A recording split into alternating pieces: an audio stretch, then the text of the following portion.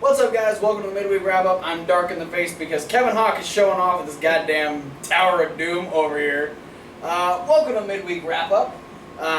We got a little bit of insight because we were just at SmackDown last night, so we also got live notes from Main Event as well, including a dark match. Yes, I'm always excited about dark matches. Yes. But first, we're going to start with Tough Enough real quick. We're going to talk about Gigi getting eliminated. It was kind of like the worst situation for her because she was up there with Tanner and Sarah. They're both really favorites in the competition. We watched Tough Talk where they just kind of, it was a lot of people bitching about each other. They all had matches this week, really trying to show off what they've learned. And unfortunately, Gigi went home, so we know that either Amanda or Sarah, most likely Sarah, is going to be the female winner of Tough Enough this year. But next week, I think they're exclusively going to eliminate guys. Yeah, well, it's going to come down to 2 guys and 2 girls for the finale. Yeah. So either Tanner, Josh, or ZZ are going home next week. And then the following week, we'll find out which 2 contestants will be winning this year's Tough Enough. 1 year, $250,000 contract. Yeah, that one. But then... That's more than I made in my entire life in 1 year. Then we moved on to our pre-main event dark match, where we got to see Sasha Banks take on Becky Lynch. That's like a battle of his favorite versus my favorite. Yeah, and it was a good match too. It wasn't very long. No, we did our own commentary to it. Yeah, which was fun. Yeah, Becky ended up picking up the win. It was very, it was a lot of back and forth. I think both girls got a fair share of. It's a GYSI match. Get your shit in match. But yeah, Becky Lynch ended up picking up the win. Sasha tried to roll up, and then Becky was able to kind of roll into and get the disarmor on and cause Sasha Banks to tap out. Yeah, bitch. But we opened up Main Event with Rusev talking shit about Lana. Like usual. Saying Lana's jealous, that she can't move on, she's not happy for him being... And how excited he was that Summer put her in the Accolade. Yeah, they showed the recap of that. Then he was interrupted by, of all people, Fandango. And Fandango had some funny little lines. He kept trying to shush Rusev while Rusev was yelling.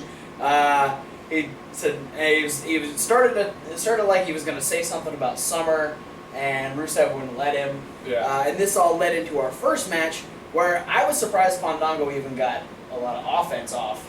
But I guess it does kind of make sense now that Rusev isn't the undefeated he's not the unbeatable Bulgarian brute. So. He's not the unbeatable foreign bad guy anymore. Yeah, he's able to take a little bit. Yeah, Fandango had some good offense, but it was quickly stuffed by a super kick, and then Rusev put on the Accolade and made Fandango tap out. I think he even beat him down a little bit more at the end, and then we had the dropping of the Rusev flag, the Bulgarian Rusev flag. I think there's a picture of it. There is, right here.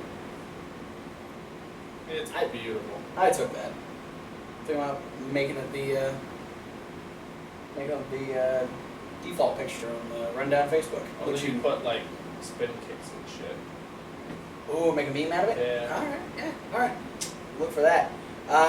Then we had Stardust and King Barrett talking about it has officially been made. We are officially having the tag team match at SummerSlam. Neville will be teaming up with the Arrow star Stephen Amell, taking on Stardust and King Barrett. It's the King of the Ring and the Prince of Dark Matter, which I think is a really cool pairing. And this was an interesting promo. Yeah, first off, I was just kind of surprised to see Wade Barrett in Stardust's little Cosmic observatory. Yeah, because Stardust started it off and said, my Doom! As God is my witness, they are all broken in half. Hey, you can see me now. Hey. Hi guys. Matt Hardy, powerbombing everybody down. He's the only one that survived. Put him up on that box. He's the victor in this whole situation. He wins. Hey. He's drunk. He can't believe He's it. so tired from throwing all those people. Anyway, so Stardust, saying that his plan came to fruition. He got Stephen Amell's attention, and now he gets to take out both arrows. King Barrett started talking. There was a funny little thing that I didn't notice at first, but you told me is that while Barrett was talking about Stephen Amell, Stardust was like, call me Arrow, just trying to, I don't know. Well, it falls in with the Stardust illusion that he's actually a supervillain. Right. Yeah. Stephen Amell is actually the Arrow. Wanting to call the hero by his hero name, but they said that they're going to prove that they are dominant by defeating R-Truth and Mark Henry in the main event of Main Event. And you best believe Stephen Amell is going to come out dressed as the Arrow. I hope in so. Match. I hope so. He's super excited for it, and which makes me excited. I like when celebrities take it seriously and like to get involved and do what they can to get involved, which makes me really excited for the match specifically. Then we had Adam Rose versus Jack Swagger. This was kind of what you'd expect. Yeah. Some good technical wrestling right at the beginning. Adam Rose in little short shorts. Yeah, new attire again. Kind of weird. He's still got that stained glass window look going on that him and Rosa had for a second. But yeah, he's in little shorts. A little weird. But Swagger ended up doing a really nasty tackle to his leg, sending Adam Rose just spinning out of control, and then slapping in the Patriot Lock and getting Adam Rose to tap out. So Swagger picking up a submission victory after he tried to go after Rusev last week. So they're definitely trying to do stuff with Swagger currently. Yeah, I think they're trying to build Swagger back to giving him another, make sure he still has a fan base like he did when he was initially going against Rusev last year, like this time last year. Right. By putting him against guys who are currently involved in things, because 2 weeks ago it was Big Show. Right. And now it's Rusev. Now, I guess I don't know. Adam Rose isn't doing anything, but Adam Rose was his first victory. It's his first win. Yeah. Yeah. It's he's had these big moments that have gotten him noticed, and now it's the hey, Jack Swagger's still a thing, and look, here he is winning. I thought it was gonna be Heath Slater. It wasn't Heath Slater. I was kind of disappointed that it wasn't Heath Slater. I would guess Bo Dallas. I'm glad it wasn't Bo Dallas. We did have to see Bo Dallas. I'm not. Then we had our main event. We had Stardust and King Barrett taking on R-Truth and Mark Henry. Wow. It happened. We were there. Nothing out of the ordinary here. A lot of the crowd chanting Cody almost the whole match. Yeah, the crowd was very heavy on the Cody chants. Yeah. The lady behind us had no idea who Cody was. Yeah. No, she thought Mark Henry was Cody. She spent most of the time asking questions. Her kids were filling her in on all the stories and stuff, which was pretty funny. I had to keep myself quite a few times from turning back and correcting her. I almost corrected the kid a couple times. But. Yeah, or the kid, any of them. Really. But we're professionals. God damn it! We're professional. We're professional wrestling fans, and not fans of professional wrestling. We're just professional fans of wrestling. Yeah. Yeah. No, we're not. We don't get paid to be wrestling fans. Some professional wrestlers don't get paid. Just ask TNA. Ouch. But Stardust and 1 for Colt, 0 for Carter. Stardust and King Barrett would pick up the win. Stardust would go for a crossbody on Mark Henry, but Wade Barrett was the legal man, so Mark Henry turned around after catching Stardust, got hit with a bull hammer. Barrett pins Mark Henry to pick up the win. Yeah, tried to go for that World's Strongest Slam. Didn't work out so well. Yeah. My notes were weird. We don't have Lucha Underground this week, No. unfortunately. Lucha Underground Season 2, damn it. Please, El Rey Network. Make it happen. Yeah, the update that I got on Lucha Underground is that during this, the first season of Lucha Underground, with the exception of people who were working for AAA as well, Lucha Underground was basically saying that to try and be committed to Lucha Underground while you're under contract with Lucha Underground. Specifically, make sure that your Lucha Underground commitments come first no matter what. Yeah, Hernandez. This go around, going into a potential season 2 of Lucha Underground's new contracts are saying that basically you can keep your schedule open.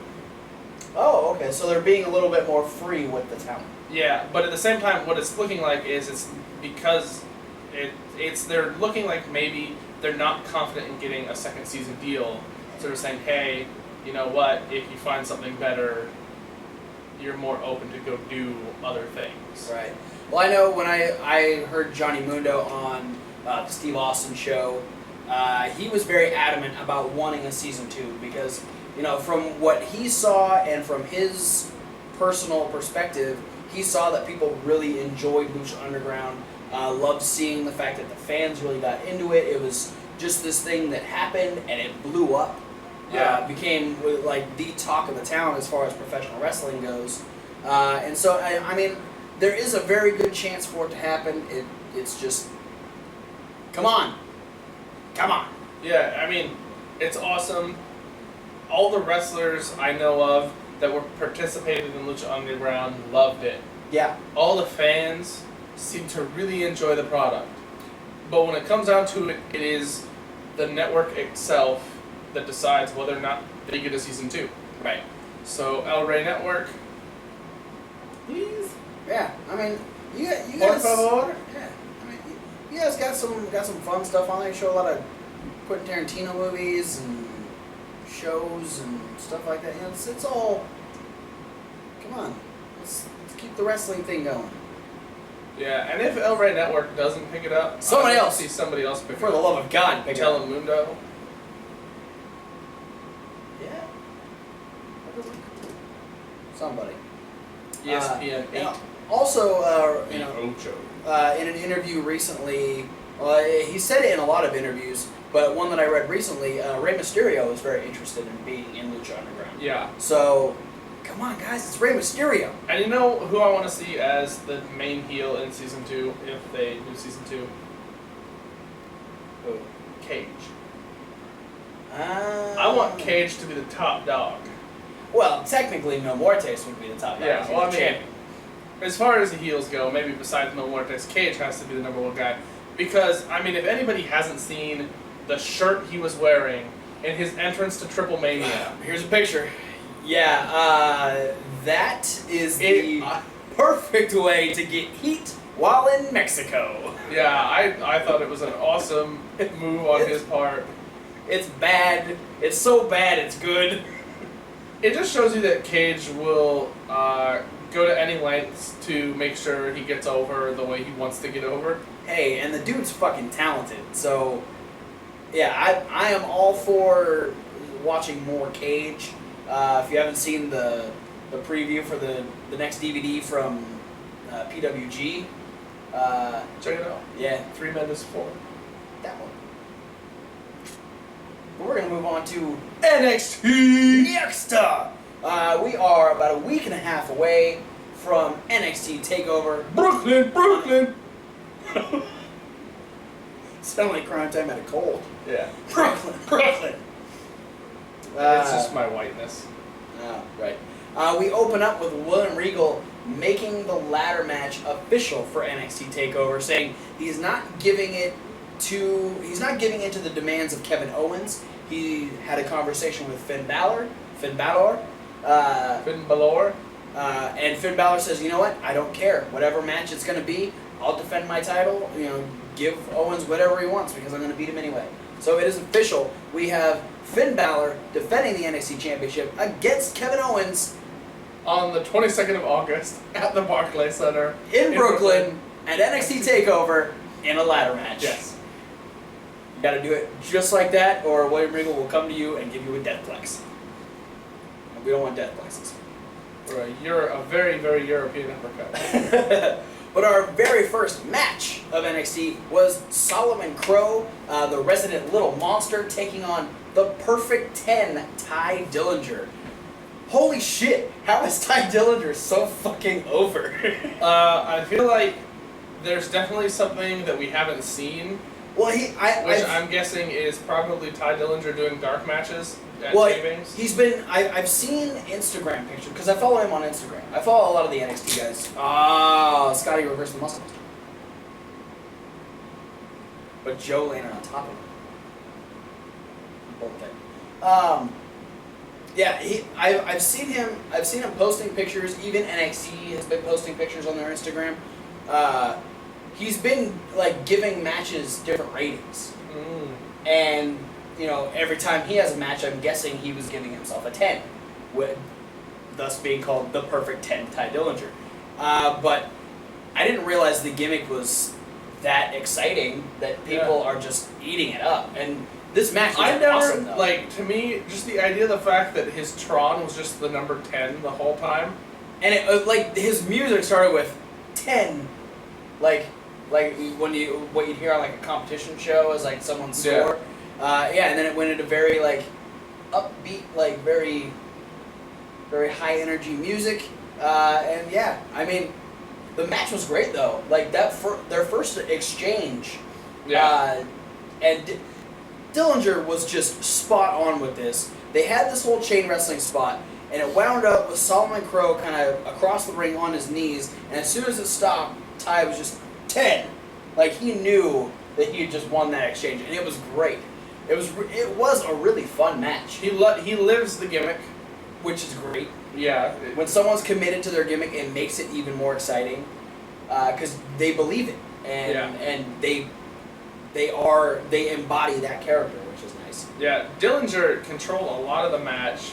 Yes. Solomon Crow eventually had his comeback. He was lighting him up with a lot of chops. Mm-hmm. Started seemingly that he was going to go for the stretch muffler. Yeah, this was after. What is it? He has a name for it. I can't remember what he called it, because they had a name for it once. Yeah, it was like right after Ty pulled the knee pads down. Yeah. Crow got advantage. Tried to go for it. Able to kick him through the ropes to the outside. Yes. And when he got back in, crawling through the ropes, he was on his knees.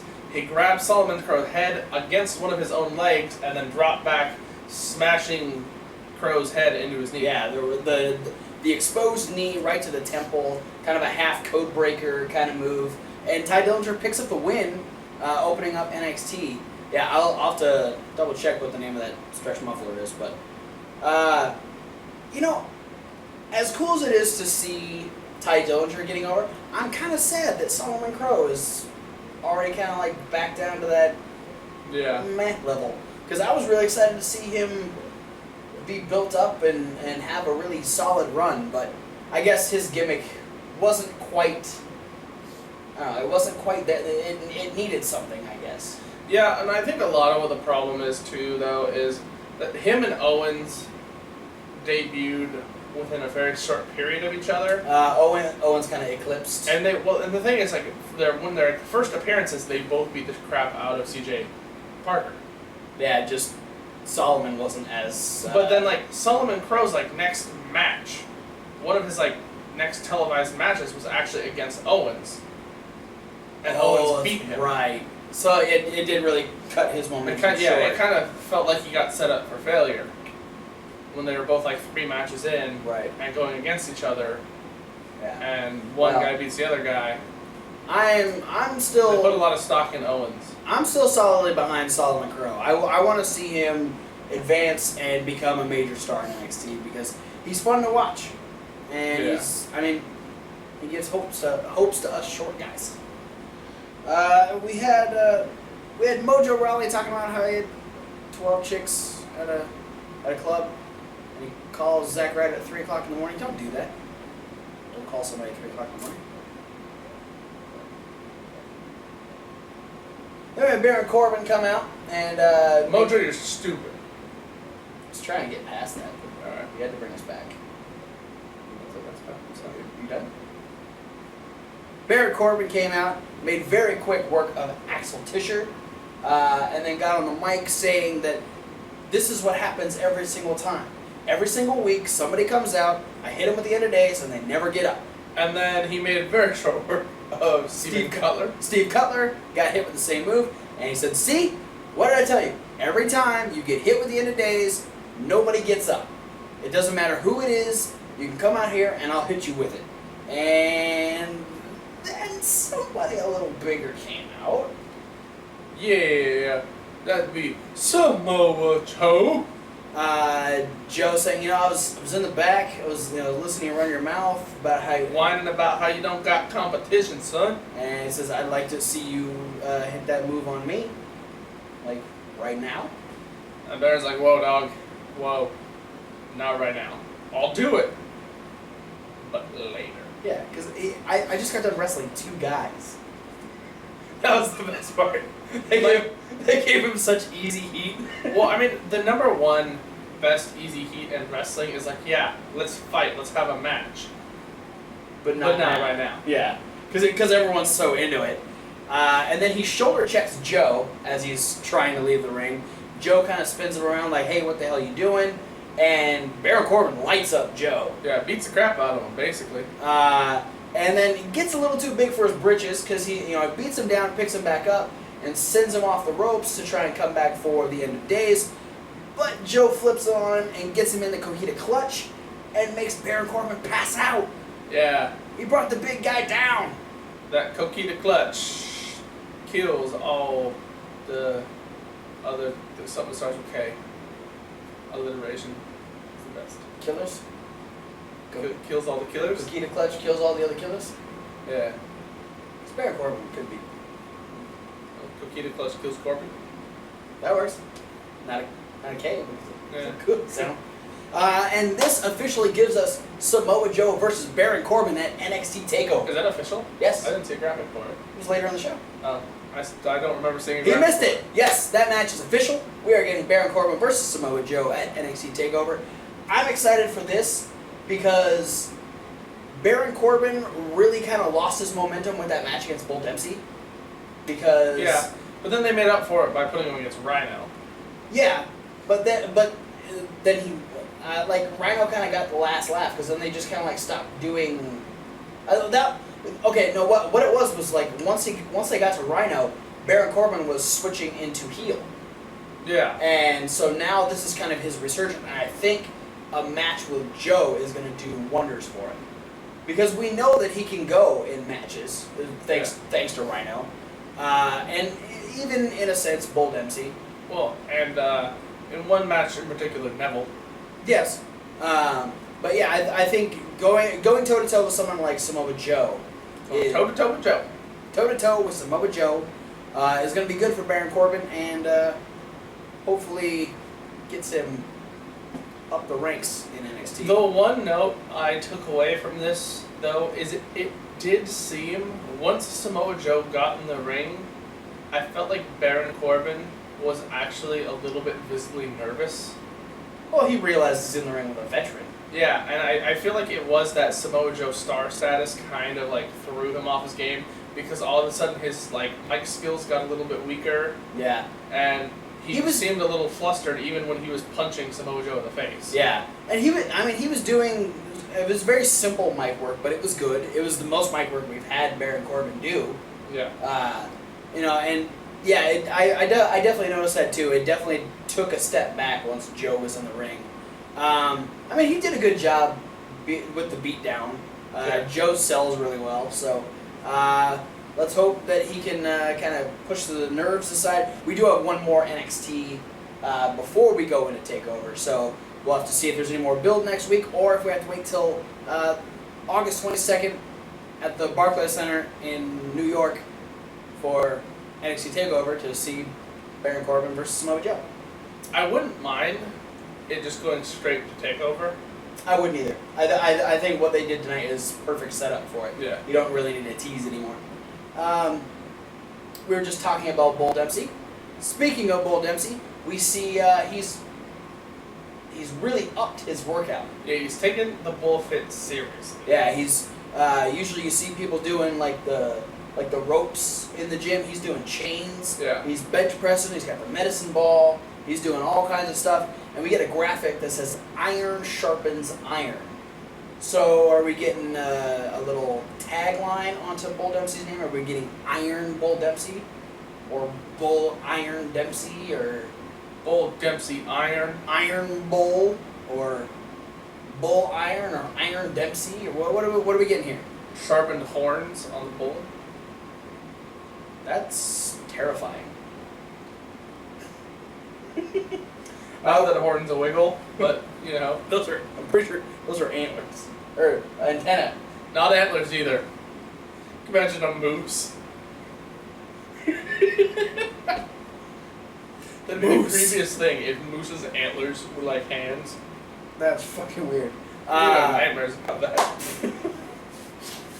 Moose walking up on you with a Glock. Who's hunting you now, bitch? Anyway, we had Tyler Breeze addressing the fact that he'll be facing Jushin Thunder Liger. Hold on. Jushin Thunder Liger. My bad. Jushin Thunder Liger at NXT He's in there. Takeover. He's in there with those guys like Angelico and Gak Evans. God damn it. Baron. Breeze saying that he asked for something monumental, and that's exactly what he got. So thank you, Mr. Regal. And domo arigato, Mr. Liger, for making me the face of the Rising Sun. Because William Regal brought in Hideo Itami from Japan, and look what happened to Hideo. Same thing is going to happen to Jushin Thunder Liger. Yeah. From what I hear, Tyler Breeze is pretty huge in Japan. So, let's see what happens. Alright. Then we had a very quick match. We didn't really expect too much out of it, but Finn Balor defeating Marcus Louis. Marcus Louis had some control towards the beginning. Was kind of overpowering Finn for a second. But Finn's going into a title match. He ends up pulling out his string of moves, the sling blade, the drop kick in the corner, and the coup de grace. Picking up the win over Marcus Louis. But the big old bald ugly. But he gets attacked by Kevin Owens as he's making his way to the back. Yeah, that's my number one thing is don't back up the ramp. Yeah. That usually doesn't end well for a lot of people. No, you need to focus. I don't see anybody really get attacked when they walk up the ramp forward. No, and unless like the person whoever's in the ring isn't quite out, like they might try and do it. But yeah, Owens tried the apron powerbomb. Finn was able to reverse that, drop kicked him into the barricade, out into the crowd, tossed him into the ring, and then wound up with a pop-up powerbomb. A little bit of struggle out of it, but still, Finn Balor got laid out. We had Owens kind of look at the belt, drop it on Finn, and step over him, and left Finn laying in the ring. Yeah. Quite the statement. I think Kevin Owens just got a hug from Lady Momentum. Thank you, Byron. He didn't say it, so I had to. I don't say it. Ever. Not you, Byron didn't say it. Well, that's because Byron realized it's stupid. Alright. So we talk about the Vaudevillains? The Vaudevillains, in a backstage segment, being interviewed, stated that they're confident about their match coming up at TakeOver, and that they've found a way to isolate the bliss factor from the match. And she said, really? Well, isolate this, bitch. She didn't say any of that, but she slapped. She said that with slaps. Yeah. Said that via slaps to the face. I loved. They felt that. She slapped Simon first, and then Aiden walks up and goes, "How dare you!" And like a little yelp. I love the fact that they're so genuinely that they just have to take these slaps with just like they can't do anything about it. It's hilarious. Chivalry. Speaking of matches at NXT Takeover, a specific someone is having their debut match at NXT Takeover. Jushin under Liger.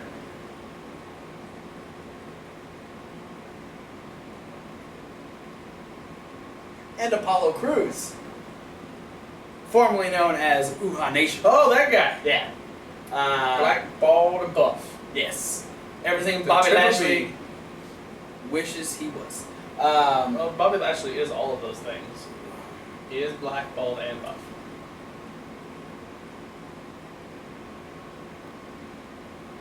Bearable to watch in the ring. I was just gonna go with talented. That doesn't start with a B. That's why I tried really hard to find a B word to add on to yours. Don't say the B word. That's mean. Yeah. Oh.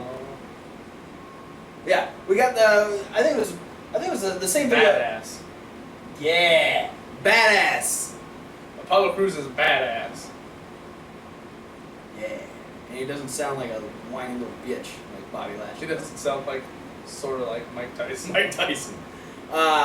Yeah, we got the same video package we got last week. Just more hype up for Apollo coming in.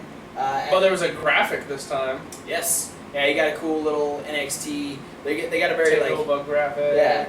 They got a very over the top graphic for this one, which is cool. They're starting It's to. an over-the-top takeover. I hope next week Regal announces it's going to be 3 hours long. Don't say they.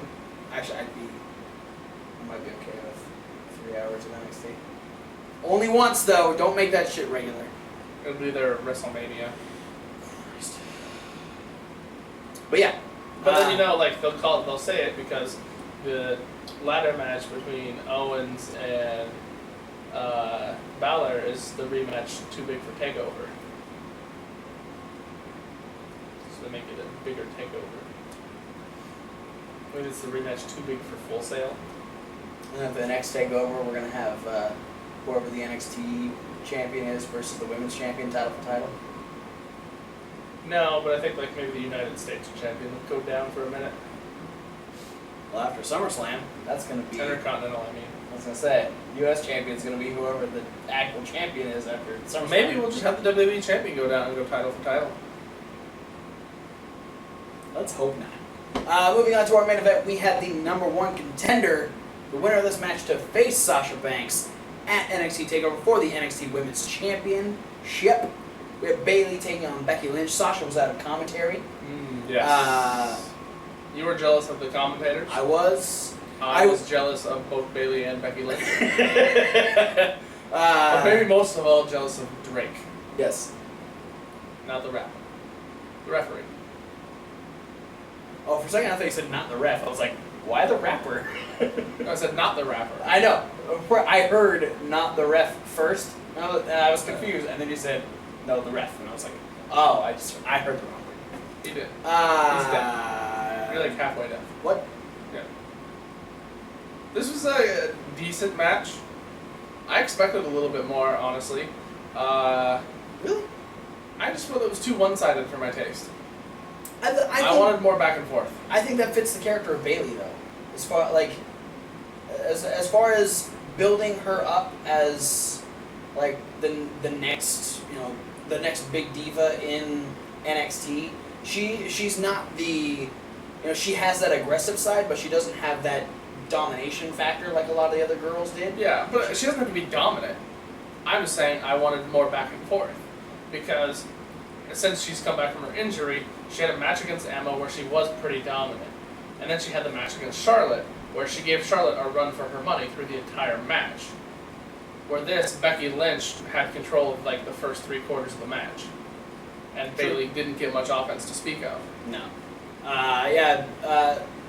Becky working over the arm, locked in the disarmer once, real close to the ropes. Bayley was able to get out. Finn taught you better, girl. They did have some good technical spots though. Lots of good chemistry between these two, which it'll be interesting to see once Becky and Sasha and Charlotte are officially out of NXT, which I think is just right around the corner here, especially with how popular they're getting on the main roster. how Bayley is able to take that and run with the other girls in NXT. Yeah, well, I mean, it's like a lot of people were saying after last week that last week was probably Charlotte's last appearance on NXT. Mm-hmm. A lot of people are saying the same thing about Becky Lynch, as tonight was going to be her last NXT because it's the match against Bayley to go up to the number one contender spot, and then that Bayley will have her match against Sasha, and if she wins, there will probably be a one rematch. Yeah. But then that'll be the end of Sasha on NXT. Yeah. Which Bayley did pick up the win. She was able to make the comeback. Couldn't hit the hugplex though. Too bad. Which was an interesting aspect of this match, but she was able to reverse an attempt at the disarmer into a roll-up and picked up the win over Becky Lynch, and she will face Sasha Banks at NXT Takeover. So yeah, very, very much so. This will probably be the last time we'll see Becky on NXT. Next week we'll probably have a face-off between Sasha and Bayley, maybe a verbal spat, and then I'm guessing we're going to see a new NXT Women's Champion at Takeover. Well, I know who you're predicting then. Sasha Banks. That one's going to be... I want to vote for Sasha Banks, but I know that Sasha's going to move on to the main roster, and I'm okay with Bayley taking the title, but I really like Sasha. You do. And you then like at the end of this NXT, I really wanted to be Byron because the face-off happened with Sasha standing on the announce table, like butt right in front of Byron. right there, and I was just like, I want to be Byron. I want a hug from Lady Momentum. If Lady Momentum looked like Sasha Banks. Fair enough. I'd hug Lady Momentum. That's it for NXT.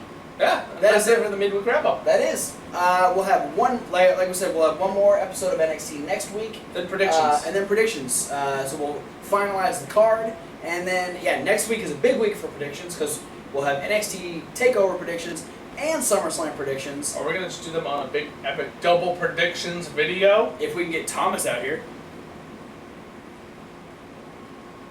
I think we should do it even if we don't get Thomas out here. Because I would miss doing a predictions video. What? I still think we should just do it on a big prediction video. Alright. Even if Thomas isn't here. Hasn't stopped us from doing predictions before. It's true. Well, this is SummerSlam predictions. We usually do those like right after Raw, so. Thomas, come out for the midweek wrap-up next week. Or at least SmackDown Raw. SmackDown. Anyway. But yeah, we'll have all those predictions for you next week. But for the rest of this week, we'll have an indie news coming up in a couple of days. Check out the playlist, and you can check out our Raw review. The first few matches of King of Trios have been announced. Yes, so we'll have that in indie news. And then coming up, you will have our live notes from SmackDown following the main event that we got to see. Yeah. So check those out. Like, favorite, subscribe. Check out all those links down Facebook, Twitter, Instagram, Reddit, Tumblr. Tumblr, is that a thing? Tumblr. Tumblr. I'm never confident about Tumblr. Sometimes I just think Tumblr disappeared. Is Tumblr still a thing? Yeah, it's Gone by the way of MySpace yet? no, it's Disappeared. Tumblr is fucking ridiculously popular. Is it? Yeah. I don't even know what Tumblr is. We know who doesn't. Other than a Tumblr. website. Also, there's emails. There is. There's our email, fanstarwrestling@gmail.com. And there's my email. His email. Kevin_Hart636@hotmail.com. That's not because there were 635 other Kevin Hawks. That was just because I enjoy the number 636. Any reason why? Just sounding cool? I don't know. It rolls off the tongue, 636. Yeah. Also, like, 3 is half of 6.